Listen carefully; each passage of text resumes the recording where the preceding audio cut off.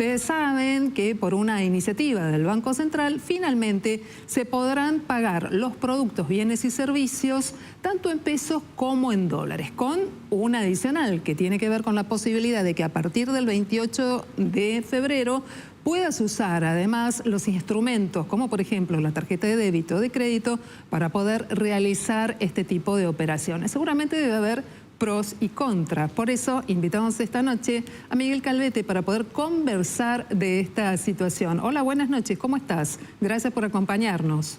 ¿Qué tal? Buenas noches, ¿cómo están? Un gusto. Igualmente, una primera mirada. ¿Cómo ves la implementación de este sistema? Bueno, a ver, básicamente lo que se está haciendo es transparentar algo que ya se venía realizando fácticamente en muchos sectores de la economía, fundamentalmente en los sectores de aquellos bienes registrables, ¿no? Inmuebles, vehículos y demás. Y en el caso puntual de los bienes de uso, bienes de consumo masivo, en muchos casos ya estaban referenciados en dólares. Obviamente es algo que es una medida que tiene desde una óptica en función de lo que es la baja de la inflación, es una medida referenciadora de precios. Es decir, con lo que venimos viviendo en los últimos años, y sobre todo el primer semestre, el último bimestre, el primer semestre del 2024, con la distorsión de precios relativos, la medida de poder preciar en pesos y en dólares, obviamente le da al consumidor cierto grado de previsibilidad. Y también funciona como un freno a algunas especulaciones. Ahora, Miguel, más allá de eso, sí, es algo que el presidente,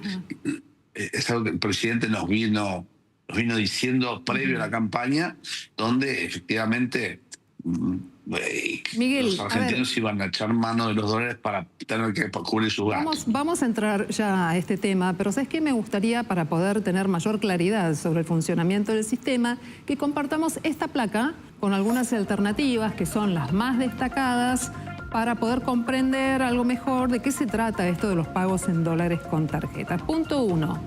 Lo que hay que saber es que es un sistema voluntario para los comercios.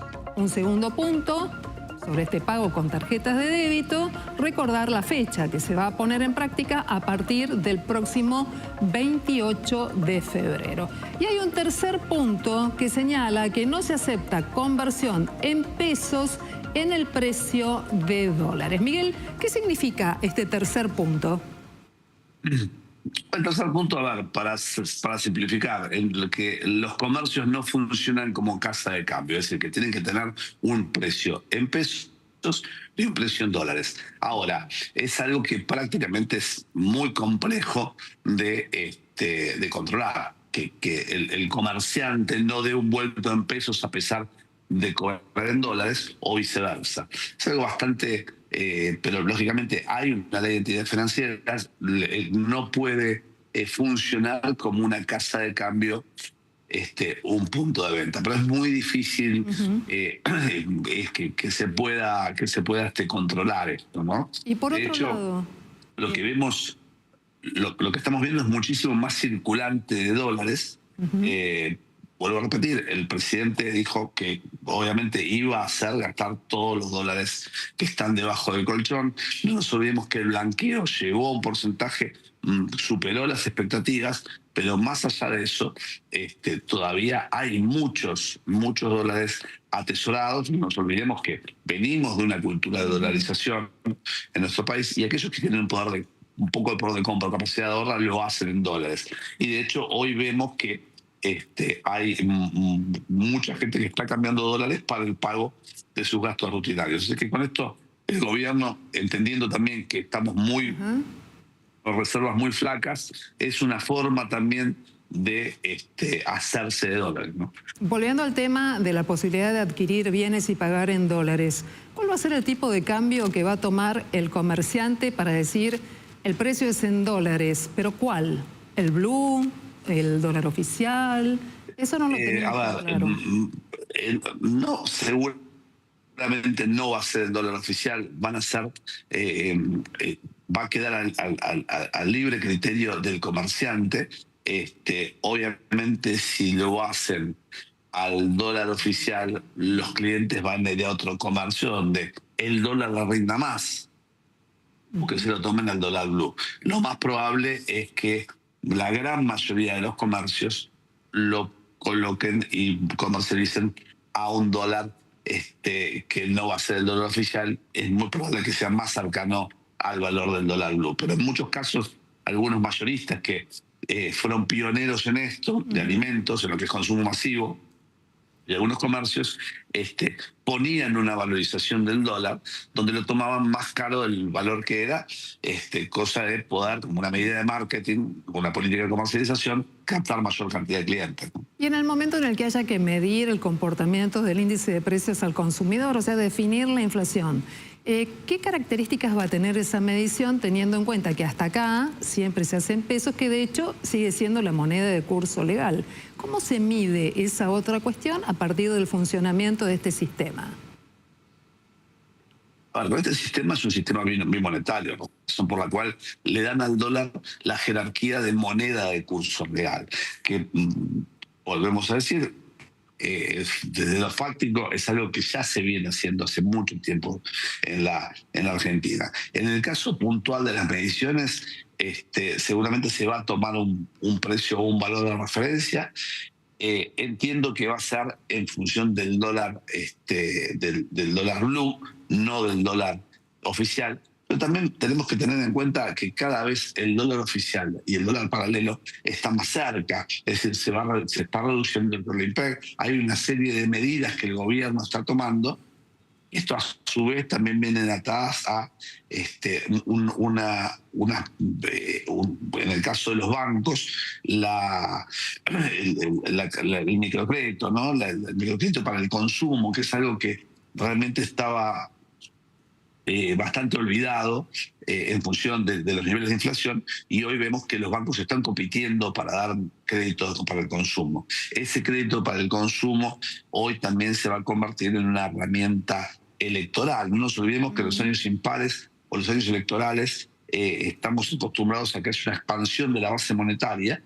Tenemos un presidente macroeconomista, no va a negociar bajo ningún punto de vista el equilibrio fiscal, razón por la cual lo que vemos en función del comportamiento de bancos y de consumidores es que el dólar está también muy atado a esto, y obviamente la tasa de interés, al tener un dólar planchado y una tasa de interés baja, obviamente los bancos salen a trabajar de bancos y comienzan a prestar.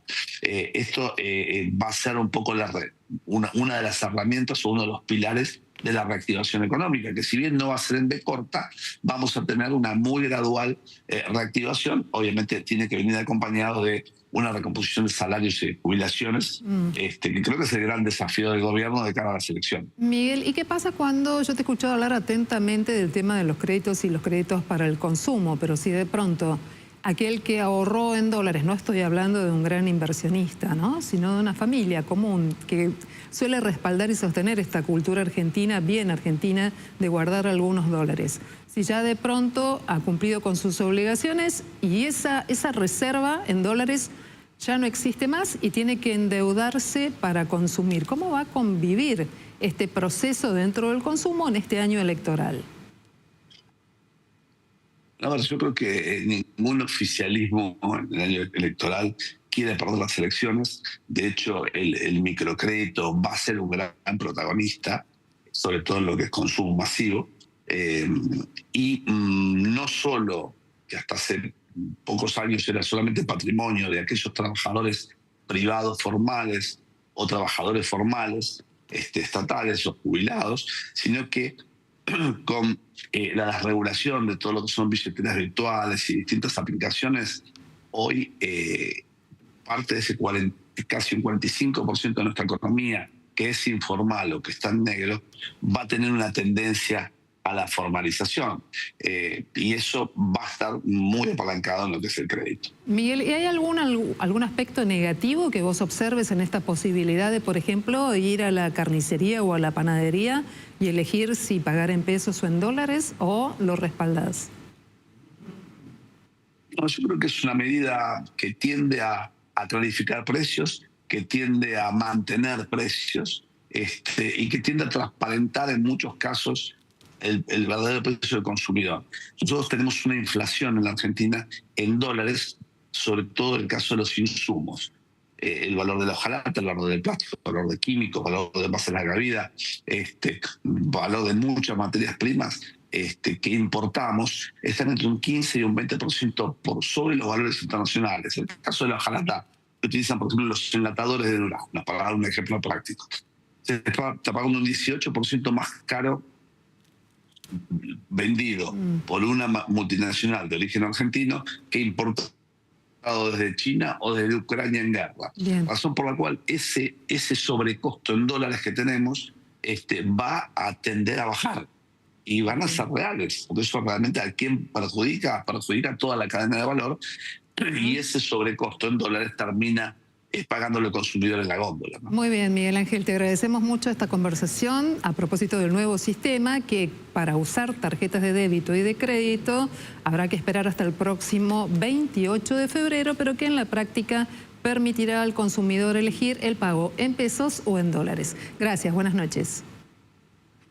Gracias a vos y a todo el equipo.